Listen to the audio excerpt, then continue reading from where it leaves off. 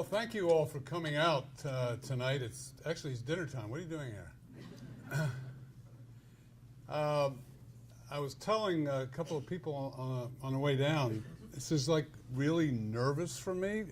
It's one thing if you're speaking in a place where no one knows you, and like the state of Washington or something. But when I look out here, I see a lot of folks I know, and we're in our backyard, if you will. So, but it is certainly an honor, and I'm very happy to do this. And we'll talk a little bit about some of the things that I think are important for us to know about where addiction, mental health care might be going. Some of the things that are going on in the space, as we say, that might influence the future. It's ironic, sort of ironic, I guess, that we're in the middle of a crisis. I was with someone today, and they said, what is the state of the crisis, the opioid crisis? And I just heard about this new drug called carfentanil, and like, do people take that? I said, well, and so one thing's 1,000 times stronger than the next, and so we're just flooded with this, and things have over the last several years changed substantially. So I think a lot about that, and I've been doing this for many, many years. I don't say how many because it's like ridiculous, frankly, but if you could believe it or not, it's actually not my first career. Those of us who got into this field in the early 70s, it was a second career for all of us, because that first career didn't work out so well, and we had the advent of treatment, if you will, back in the early 70s. And so what I did in the 8 or 10 years before that, was used a lot of data to determine whether or not there were places to place products in markets around the country. And we'd sit around and try to figure out who could use a new shampoo, where we could sell a new shampoo, and so there was a lot of data, and that's always been part of in my head. I like data, I like to look at things, and I like to actually correlate anecdotal information with data. And so some of the stuff that I will whip through some of, because I think you'll be able to get these if you want them. There are some slides in here that have data on them that are instructive, but data slides are kind of boring. So basically we'll talk about 4 things. We'll talk about what we have, how chronic care model can be effective, what that might look like in a new system, and then where we may be going in the medical mainstream. There's huge changes going on all the time. I've gotten addicted to this. Shouldn't use that word here, I guess, but I've gotten hooked, and I can't use that one either. I really enjoy listening to podcasts, and I've gotten into the London School of Economics. I feel like I'm a student there. I listen to these things all the time, and they're fascinating. And the one today was, and I talk about this later, the one today was about platform apps, particularly around health care, and how that's being used, and what the possibilities are, and how people are appropriating that technology. And it in itself, it's one little segment, but it really speaks to the significant and major changes that are going on all over the place, and also in healthcare. I always start every one of my talks with this slide. It's stuff you know, and the only thing I want to always remind people of this, that given what we know about this huge spike in heroin overdose deaths, particularly in the last 3 years, that number in 2013 was roughly equivalent to the number of opioid prescribed pain medication overdose deaths in 2003. So we always have to remember that we're looking at a crisis that has been about 17 years in the making. And what that tells us, a couple things. Number one, we weren't paying attention, some of us. And number two, it's very difficult to turn a 17-year trend crisis around in a year or 2 years. And I know we all want instant fixes. I think we're making progress, but we have a ways to go. The other slide is, of course, this one, which correlates prescribed opioid sales, opioid overdose deaths, and treatment admissions. So, I mean, obviously these are correlative, but the interesting thing here is, is sales correlating with deaths. So we have a crisis that, as you know, was really born with prescribing changes that occurred. It was nice to see the Joint Commission has probably, I think they have, haven't they? Removed the they have removed the requirement that we ask everyone about pain. What is your, are you in pain today? That was sort of the beginning of the whole thinking about pain in a way that led to frankly, I think the one research study that was done that said if you give these medications to patients who are in pain, less than 1% will ever become addicted. I guess that was not a good study, right? The other thing is, I found this interesting because, Oxycontin and Purdue were in the forefront of all of that. And then it took them a long time after they realized what was going on to change the formulation. But look what happened when they changed the formulation. The Oxycontin down, heroin way up. So what we have really is, as you know, a migration from prescribed opioids to heroin. And of course, you're going from an FDA-approved pharmaceutical to a product that is of uncertain purity, uncertain potency. They don't know what it is. The dealer doesn't know what it is. It's a mess. And you know this slide, which is, I'm curious about this. I think we sort of have to redo this because it's like 10 years ago or 15 years ago, we said there are 25 million people, but only 10% ever get treatment. It never changes. But the point is, not so much, I think the point here is that we've been spending years and years and years treating the pinnacle of that pyramid. But right underneath those dependent people are a whole cohort of 60 million people who are in a place that has not been serviced in any way, hasn't been recognized in any way, but they're at-risk people. So if you showed this to a person in the company that I used to work for in New York many years ago, they would say, wow, well, forget about that. Look at all the people who we can sell a product to, who need something, and they don't even know what they need. Let's figure out what they need. So when you look at the full cohort of this, and then you look at families, I mean, obviously you know it's 40% of the American population. This is an old, I think an older piece. Why don't the people get treatment? Well, one of the things was, these are the 4 things that have historically been put out there. The negative reactions of others.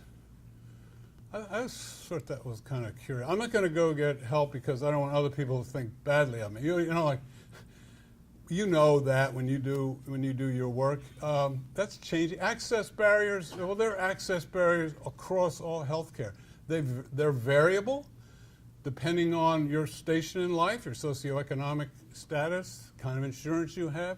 There are access barriers. I would submit it's hard for people to get into things. It's particularly hard for people to get into treatment when the primary definition of what it means to get into treatment is getting into a detox or a rehab. So we got to sort of think about that a little bit differently. Yes, of course, and we will have significant expansion of access in Massachusetts with a lot of new beds coming on, but this is much, much more than simply adding some beds. Not ready for treatment, I always found that curious because, well, I always tell this story. I mean, you get that little card, I get that card in the mail. It says your dental hygiene appointment is coming up. All right. And 2 days before, with me, actually they call 3 days before and said, don't forget. And then they call the day before and say, you're coming, aren't you? Now I'm saying, wow, they're really micromanaging that schedule, which is good. But they also know that I really don't want to do this. I really don't want to do this. So, this not ready for treatment, to me, has historically been a burden of responsibility placed on the patient. And I would submit, let's start thinking about how we can market our product, if you will, if you can just use those words for a second, in a way that is much more open and attractive to people. We've got to find new ways to get to people. And then, of course, the insurance barriers, which are slowly coming down. Parity is now How many years ago was parity passed? 2008. We're in 2016, and we're still having these conversations. We need a parity task force.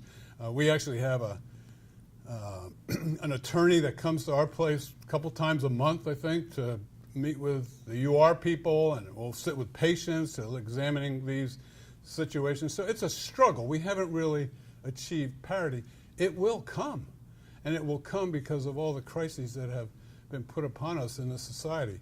So what's happened in our field is huge. I mean, this has never happened before. This is, most treatment organization began in the early 70s, single site places, sort of what they call mom and pop shops.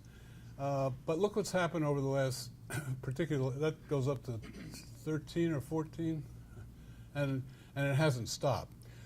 So is this a surprise? If you think about the Rite Aid over here and the Walgreens over there, you do know that Walgreens is now, Rite Aid is now part of Walgreens. So it's a race to the finish between CVS and Walgreens, right? Who's going to be left? So what we're seeing is a consolidation, efforts to roll up the industry, to create a national brand. And this consolidation, some of it is okay, it's good. It has its ups and its pros and its cons. And so this is both in the addiction side and on the mental health side. You have huge sort of conglomerate organizations. Acadia's got, 250 treatment centers across the country. It's a $2.5 billion organization. So these are huge corporate entities traded on the New York Stock Exchange. So addiction treatment has very rapidly gone from like sort of guys in the program running a program to, ringing the bell at the NYSE. It's huge shifts, huge changes. So, and I think there are a number of factors that have come together all at the same time. Think about, so you have a very fragmented market. You got 20,000 treatment centers across the country, and suddenly out of this comes parity. Oh, we're going to treat conditions same as we treat medical conditions, eventually. And we have the ACA, which is going to provide health insurance coverage for 6 or 8 million people. And those people have not been able to get to care, and now they will have access to care because they have insurance. The one feature of the ACA that was very significant and sort of timed in with this perfect storm was extension to coverage to age 26. And it corresponded with what? The opiate epidemic that struck primarily the young adult population. And so you had suddenly scores of people who need it. So that those two factors, age 26, more people covered, huge opiate crisis, and it was a tsunami to the existing system. There was no way a system that was essentially fragmented and relatively small and not really incentivized because of poor reimbursements, all kinds of problems. It was never equipped to handle what came. Destigmatization, I know that's sort of like a variable. It goes up, it goes down. I don't know. You hear one thing, you hear another. I think it's been the overdose deaths in white middle America that has really driven a lot of the advocacy and gotten the attention of policymakers and funders and everyone else. And so now you can hardly pick up the newspaper without reading a piece every day about the opiate crisis and what's being done, what's trying to be done. And let's face it, no one has the answer, and we're trying as best we can to handle this. The other piece is the recognition on the medical side that behavioral health comorbidities are seriously impacting the health, the wellness, the recoveries, and the readmission rates for patients who are in the hospital. So I like to say, when I started in this field, we now call it the business or the industry. I mean, you can call it whatever you want. I mean, it's all about helping people, really. What the qualifications did you need? None. No qual. There was. You know what? I knew I was going to get the job. You know what? I was at college. I had college education. I could string a few sentences together. Been to a few meetings. Knew some of the steps. First question the guy asked me when I had the job, he says, "Why do you want this job?" I'm like, "Whoa, I need a job. I'm transitioning my career." The old career sort of said, like, "You ain't showing up. You ain't getting it done. Scram." But it was still very, I mean, you know, we started out, we were basically treating, it was the decriminalization in the 1970s. Basically, it was guys who were ended up in front of the judge who now were going to go to treatment. It's sort of like the, you know, no one ever really thinks. It's like somebody has an idea. Let's open up detox units and get the guys out of the judicial system and get them into the treatment system. But okay, that's a good idea. Let's have a detox. So we got like 15 people didn't know what the hell they were doing. Had no medical director. And we're giving medications. Well, we did have a medical director. We got him in the last 2 weeks. We forced them. We forced them to do it. I said, "Charlie, we need a medical director. We don't have a medical director." He said, what can I do? I said, "You need to be the medical director, Charlie." He said, "I don't know anything about alcoholism." I said, "It doesn't matter. Will you be the medical director?" He goes, "Okay." And so we had a doctor. But it was still primarily, you know, it was a moral thing. What was wrong with these people? And there's vestiges of that today, which we have to ferret out of our thinking and the culture. We have, thanks, you know, to neuroscience and to Nora Volkow and George Koob, we've come to addiction as a brain disease. I was kind of curious. About 6-8 months ago, I went to 2 days. I get invited down to go to this thing at the New York Academy of Science. You ever been to that place? Well, so, you know, I'm sitting in the front row there, and I ain't saying nothing. I'm just watching Nora Volkow and George Koob and all these guys, and they're talking about their research, which is, I was thinking about it on the way down. This is like scheduled for 2 hours, ain't going to happen. Okay? They were some of the most brilliant people I've ever seen, putting up the brain things, what they're doing, and they all had 30 minutes. That's all they had was 30 minutes.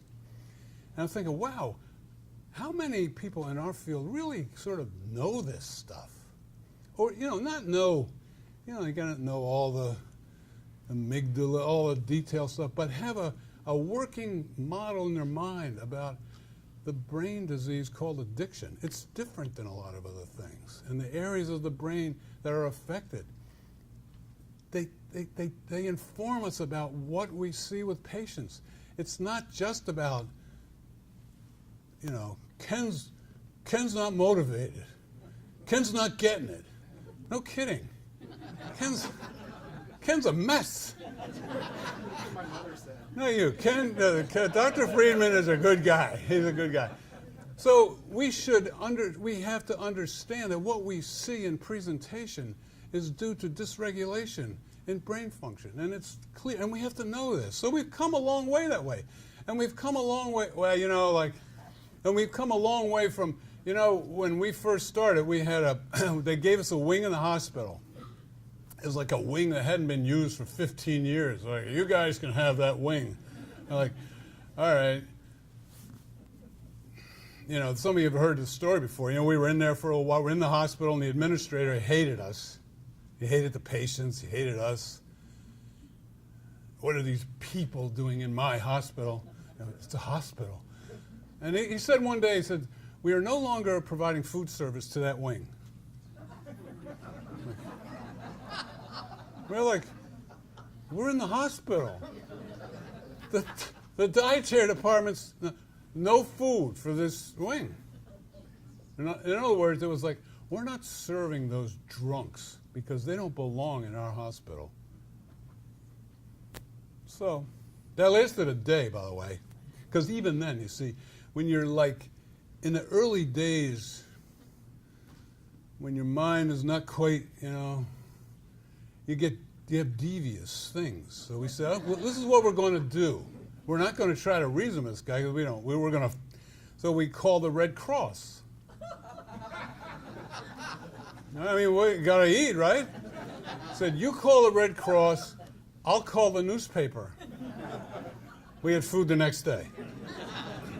So we have, and by the way, those, about 7 or 8 years ago, I was out on an addiction delegation. That is actually a treatment center in Phnom Penh. The one on the left, I can't work the laser, I'm afraid of it. I might hit myself in the eye. Those photos are actually from a treatment center in Cambodia. We were out there there were about a dozen of us that were on an addiction delegation and visited programs in Cambodia and Saigon, whatever it is, Ho Chi Minh City in Vietnam. And we went on a tour, and we met with the staff. I mean, let me tell you, folks, on your worst day, you ain't never seen nothing like this. And that was one of the facilities. Now, not every place is like Gosnold over there. I'm not sure where that is, actually. I think that might be is that your place, Michael? Mike? No. But we have respected the individual who has this disease by trying to provide aesthetically pleasant places. Now, some of the niche places in the boutique, that's fine. I'm not making any comment about all those, but there has been greater sensitivity to treating people who have a disease like people and not just throwing them in a place. I said to the guy, like, geez, who would stay here? Like, how many people leave prematurely? He said, none. None. How is that possible? Would you stay there? That's how.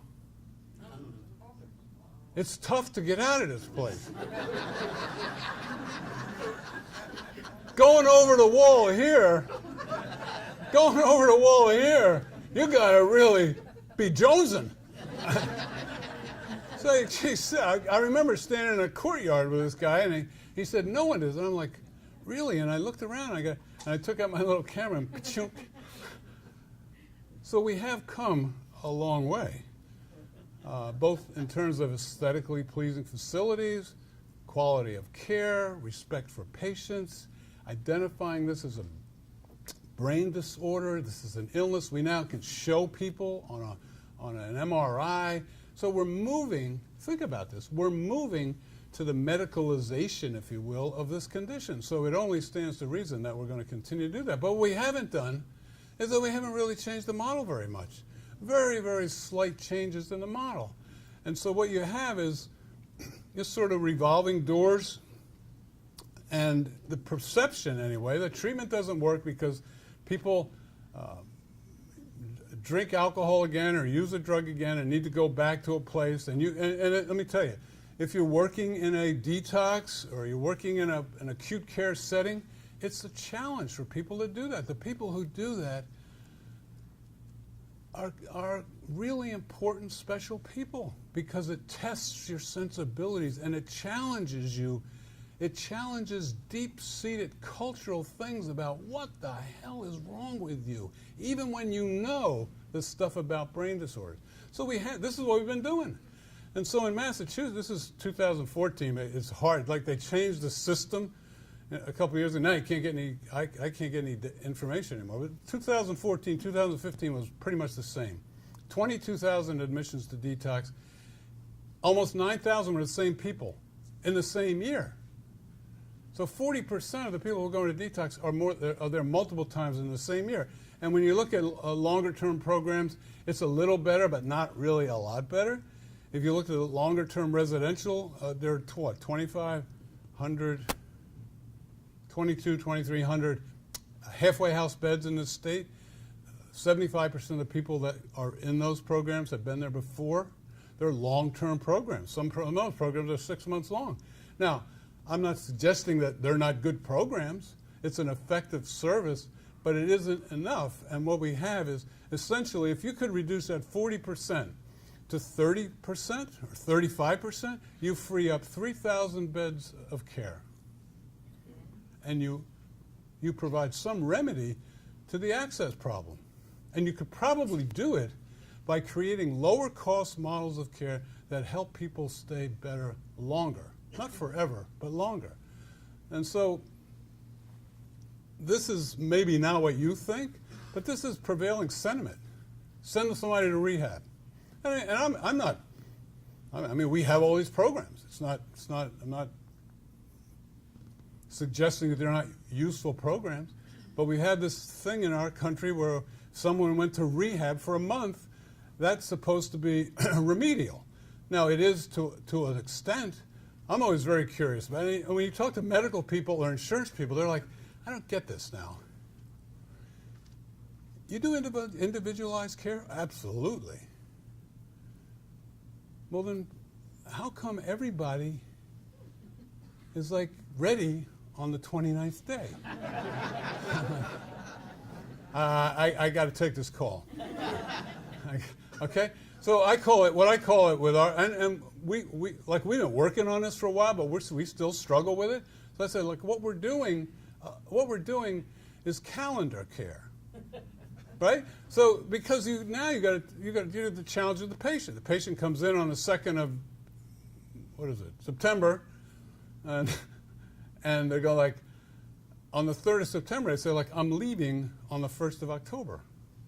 It's almost like you can see in their mind. You know, the guys got little X on the thing. So, and I don't think that has really helped us. Okay. Because this whole idea, I'm a big thing about language, which I say a little bit more about, but you know, this idea that we're going to complete treatment. So the language means a lot. We're talking about a chronic condition. So what are you completing?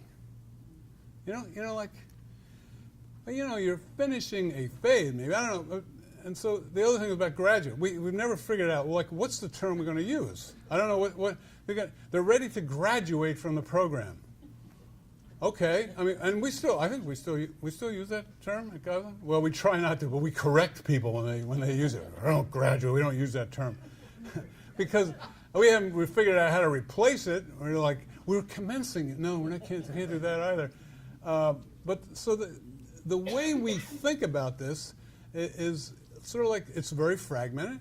So all of these sort of unlinked episodes of care. You go from here to there. I once had a guy call me and says, geez, he says, my brother was in your detox, and then he went to your rehab, and then he went to one of the long-term programs. I got 3 letters of completion. He said, I thought this was Gosnell. I thought it was one place. I said, well, I got to take another call. I can't. I felt like saying to him, look, you feel my pain. I've been trying to do this for 100 years. I mean, we're getting there, but it's still, because you know as well as I do, we've been siloed. And so siloed care is unlinked care. So it's all this kind of, and it leads to 2 things. Because if we communicate the perception, okay, somebody's going to go to the Gosnell rehab or the Hazelden rehab or the HARP program, and Michael, I'll give you a little plug here, and that's what we've been waiting for. And the family is like, oh my God, they're finally going. Now they're going, and this is going to, and they don't, and it isn't permanently remedial. What? There's 2 things. What the public think? Those people don't want to get better. Why are we wasting money on the addict? Ugh. Or the treatment doesn't work. That guy's been to treatment 5 times. Treatment doesn't work. So we have to sort of get over that piece. That's it. That's the end of the slide. Turn the thing off. Hit the wrong button, guys. So think about framing the whole chronic disease thing. Okay? And how what we have historically done has sort of contradicted that belief, if we had that belief. People who have failed, we use that word, it's not a good word, but we wouldn't look at what a person's done in the past to determine. We might use predictive analytics to drive certain things in the care. We wouldn't. We're always fascinated by the challenge of people who use in a program and then are discharged. It's almost like if you went to the Joslin Clinic and you had sugar in your urine, they say, all right, that's it, you're out. I'm like, okay. Or if your chemotherapy wasn't working, we're like, you're done. We're done with you. So as soon as the patient expresses the most acute manifestation of the disease, we say, can't stay here. Now, I've had this conversation with Dave Mealy here. With him a number of times, and it's like, Dave, well, we have the milieu factor. It's not exactly the same. We have the milieu factor. I remember once Peg and I were doing a training with some medical staff, and a guy in a doc in the room said, come on, Ray, let's face it, people don't want to go to Gaza. They only go there because they have to go there. I guess we're just no good. Nobody wants to come to it. But why don't we go upstairs to the ICU? We'll go ask them. Are you happy you're here? Did you, now maybe because they had a surgery and their life was saved, but they don't want to be there. No one wants to be in the hospital. No one wants to be in the rehab. No one wants to be in any of these places. I don't even want to go to the freaking dental hygienist. So we have to understand that they're going to the hospital. My father died like 98.7 years. Was in the hospital once in his life, like once. He kept saying, why am I paying this health insurance? Because when he needed to do something, it was only self-pay. No, you had to go to a nursing home. We don't take insurance. So if we're looking to that's why we do this thing about you're not motivated. I always say to people, that's why you have a job. Because the people who are motivated, they came, well, give them a couple of books, give them a meeting list, give them a couple other things. They're good. They don't need you. The clinical staff is here. You're here for the unmotivated. That's why we have motivational interviewing.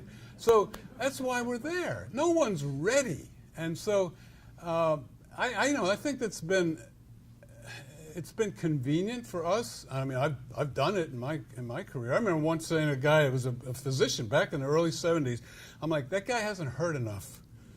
He needs to hurt a little bit more, and when he comes back, then he'll really want it. There's a doctor. The doctor's looking at me like, this guy nuts? He says, so let me understand you, Ray. Your plan of care is for the guy to go out and drink more. And I'm like, well, no. But that's what you just said. And when he gets sick and tired of being sick and tired, then he'll get it. I mean, that's how we started. And some of that stuff that's sitting at the root of who we are as an industry is still there. And we have to force ourselves, because the challenge is, how do you make it different for someone? What do you put together? What do you construct? How are you challenged to think about individualizing this care and saying, this presentation presents us with an opportunity to take our collective knowledge and our willingness to go to the edges a little bit and think about something that's going to help us, guy. I'm always, back in it still happens. Somebody say like, well, he's leaving and he'll be back. And then you have the other one, it's like, that guy had a fabulous experience in treatment. I think he's going to make it. Who's back? Right? There's a lot of uncertainty in what we do. And the language, as I said, is critically important because it communicates something to the individual and to families. So we try not to use the word addict or alcoholic or user. These are patients who have an illness. We say,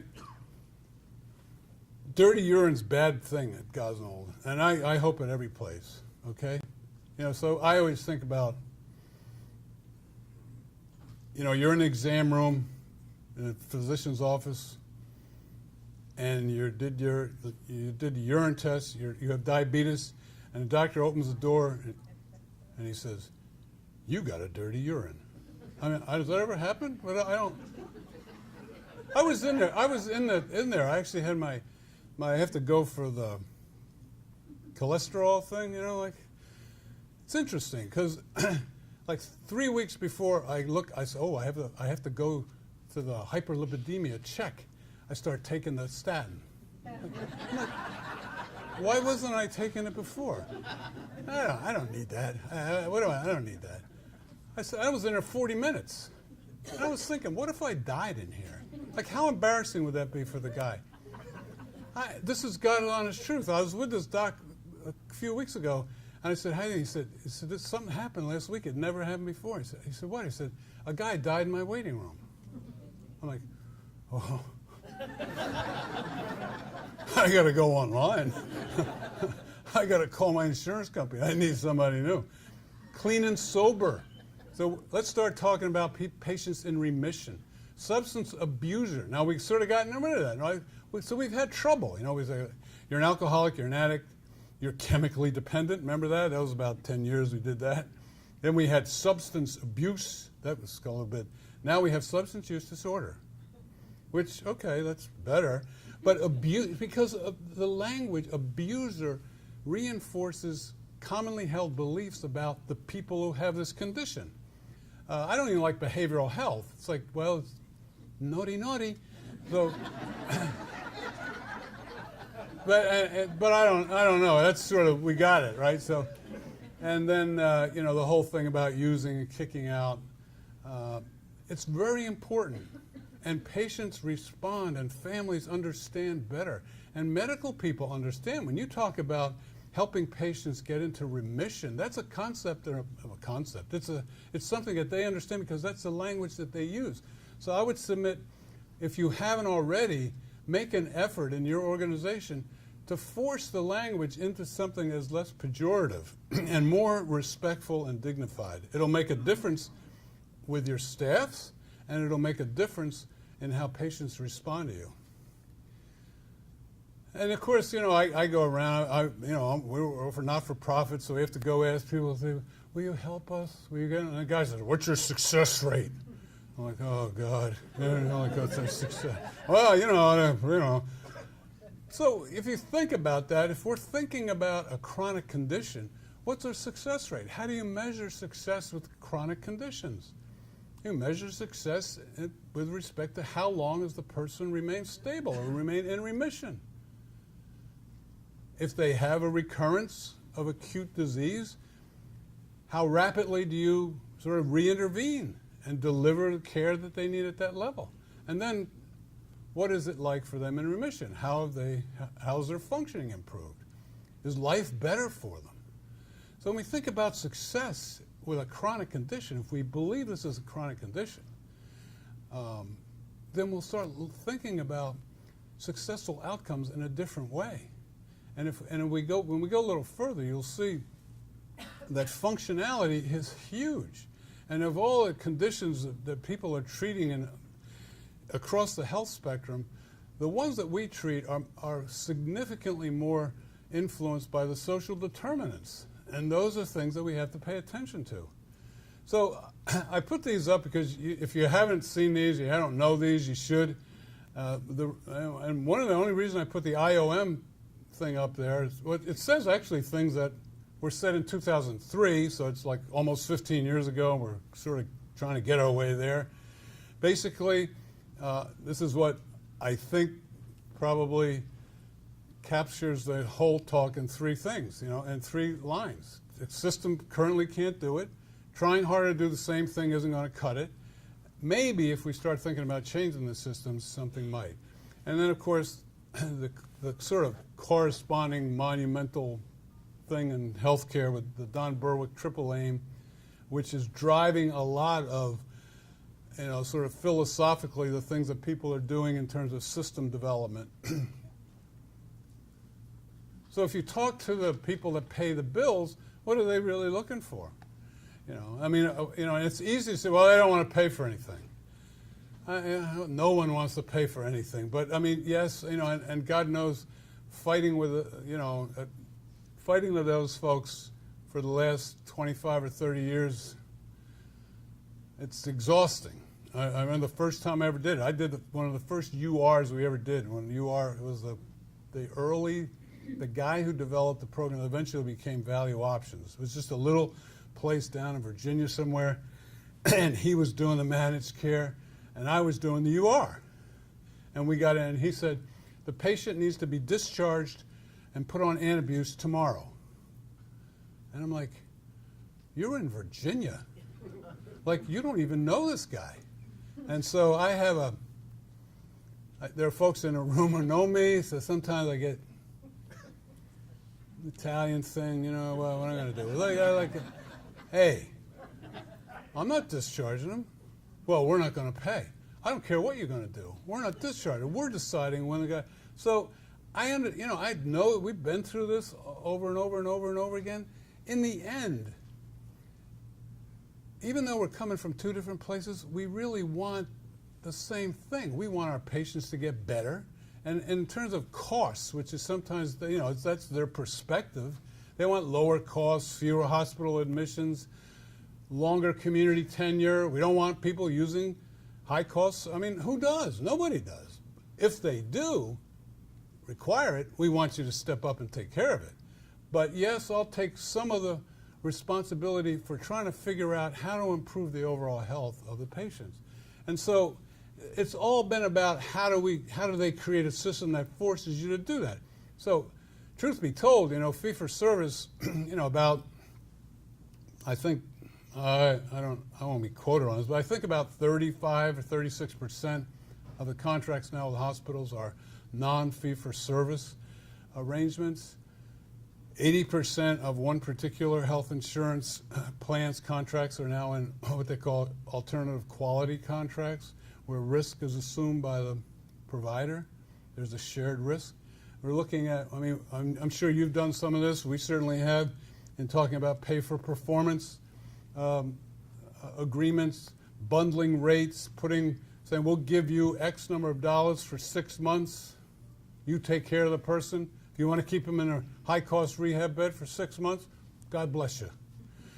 That'll force you they're trying to force the thinking beyond the narrow frame that we've historically lived in. So, I'm not going to look at those, but the key takeaways here, these are a couple of health plan CEOs in a recent conference. We want more integrated care. We want you to be proactive instead of reactive. You got to start getting your act together with medical providers. We need to start to see, and we will start to see, the merging of behavioral health, with physical health, mental health with physical health. These really should be together in some way. We haven't figured out exactly. There's a lot of little stops along the road till we get there. But these are the kinds of things that people are talking about. And certainly value-based purchasing, which is, what is the value I'm getting? So we're moving away from persons in a bed for a day, you're going to get $100. They're going to get a visit, you get $20, or these are not real numbers. Well, maybe they are for some folks. I hope not.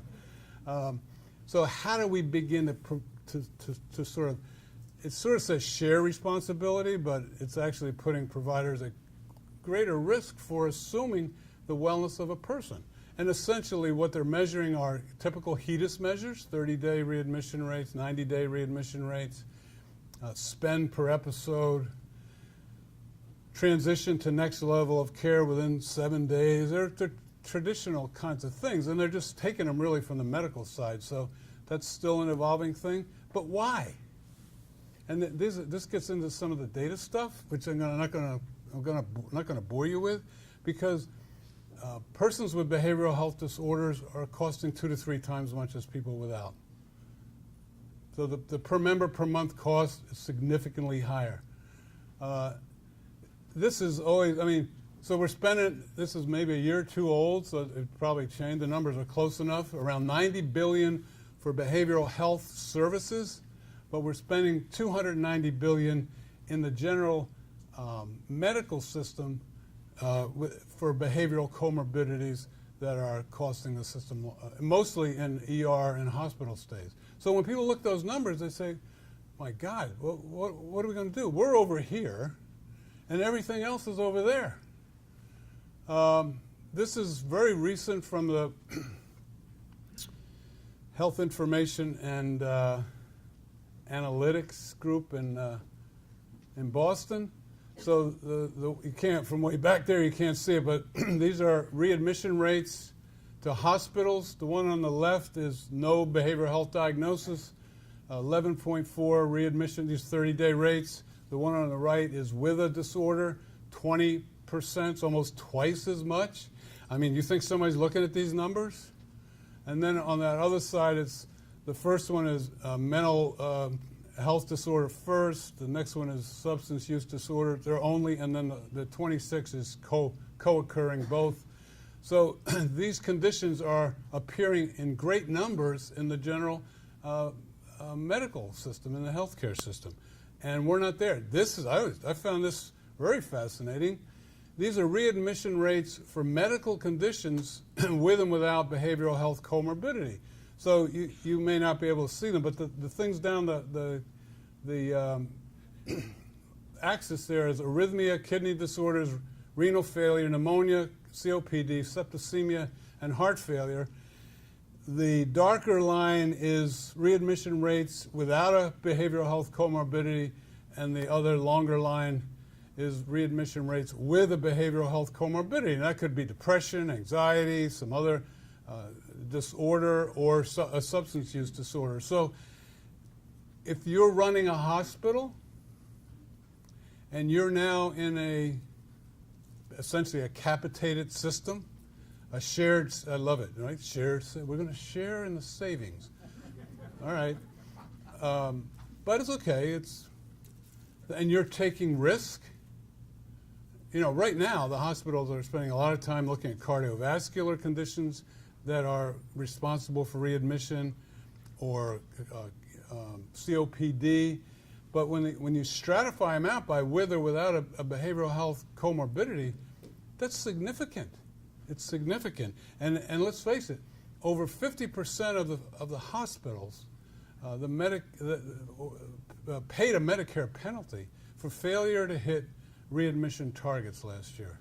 Over 50% of them did not hit the target. There's opportunity here, people.